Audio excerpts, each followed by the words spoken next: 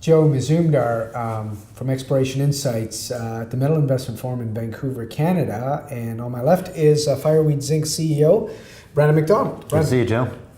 We talked at PDAC, just before PDAC in March, and for those viewers, Fireweed's been rather busy during that time, so can we talk about what's been happening since PDAC? Yeah, I guess, we put out some updated metallurgy a couple weeks ago, which was great news. We improved the zinc recoveries. We showed a little bit of how the metallurgy transitions from zone to zone. We showed that the penalty elements were less than what people were expecting. We showed that the different zones blend well.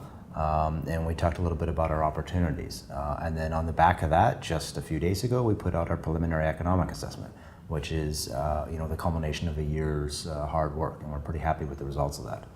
So for the investors to realize, when we talk about base metals and most other products, they're not like gold where you produce a fungible product, you produce an intermediate product. So the quality of that product is sold to smelters, and so the metallurgy gives you a first impression of what that actual product looks like.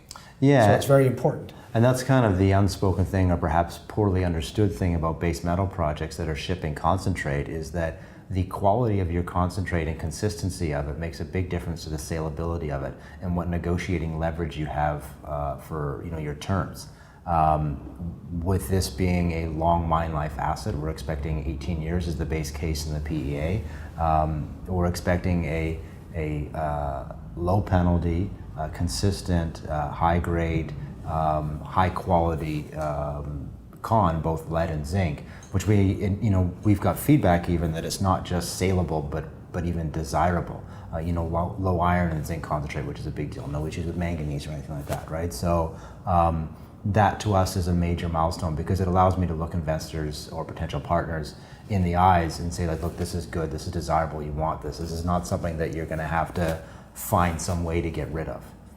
So a scoping study for the audience is basically, you can use inferred resources, you don't need measured and indicated, and then you sort of scope around what you'd like to do, like the size of the plant, how you get reagents and inventory in, how you build the road, transportation, all those things that go into at a very high level, but just an understanding. So in terms of the PEA, what came out of it for you in terms of, let's say, points of risk and points of opportunities?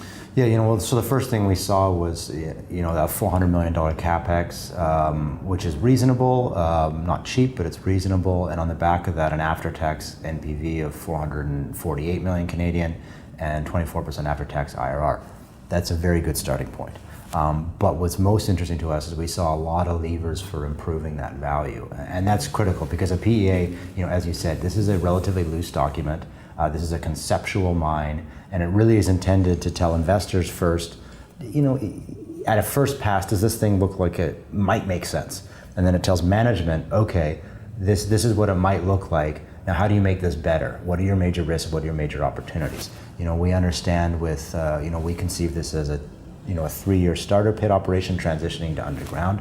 We understand the sizing of the pits and the management of that waste rock as a critical lever to economics. We know that transportation, not surprisingly, which we always discussed, was a major cost factor and something that we have to manage.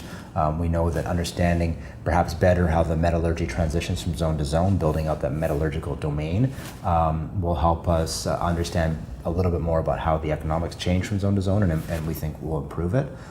We see a lot of value there, in particular, as you discussed, opportunities on the road. So in terms of where Fireweed is, it's a $60 million market cap company with about $10 million in the treasury, with an expanded land package, which is McMillan Pass. So how much of this is an exploration story about finding more of these sedimentary exhalative base metal deposits, and how much is it of a story of developing, let's say, the Tom and Jason or deposits around there? Yeah, I think it's both. Now, the Tom and Jason story, that the mine conceived in the PEA, is a pretty great base case, and is kind of the minimal outcome. which is fantastic, right? But the broader land package and the prospectivity for new SEDEX discoveries means that if we can demonstrate that this ground is still fertile discovery, we're not sitting on two great deposits, we're sitting on a district. We're sitting on a whole zinc-lead district, right? So given the sniffs or outright intersections we've had away from those deposits, we're pretty sure that's the case, and we're putting a lot of energy this summer into proving that up. So that district scale component is a major factor for anybody potentially looking at Fireweed Zinc as an acquisition target, because to go to such a remote location, you want a lot of volume and you want to control a large area. Yeah. And I guess your idea with your budget and ongoing work is to basically give them some indications that that's Yeah, for sure. We would see that could be, if you make a major hit in a as of yet undiscovered zone, that would be transformative for the project, for sure. All right. And how much of your budget this year, like you're just beginning drilling? People are mobilizing to camp this coming week. Our drill permit allows us to start June 1st, although the drills will be coming a week or so after that. About 40% of our drill budget's infill and de-risking, 40% step out, 20% exploration.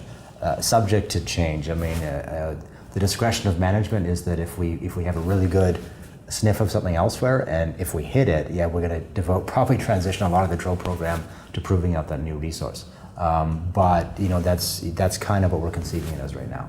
All right. Okay. And so we've got a lot. I mean, you've done the PEA, and now what we should be expecting is basically drilling results. Over the next months. Yeah, and we'll put out a news release pretty soon that outlines our plans for the summer and gives some sense of exactly what I said, what we're thinking about doing, and directly what the implications of success and all those things would be. Okay, great. Thank you very much, Brandon. Thanks very much, Joe. Cheers. That was Fireweed Zinc CEO Brandon Macdonald. It's Joe Mazumdar, Exploration Insights from Metal Investment Forum in Vancouver, Canada. Thank you.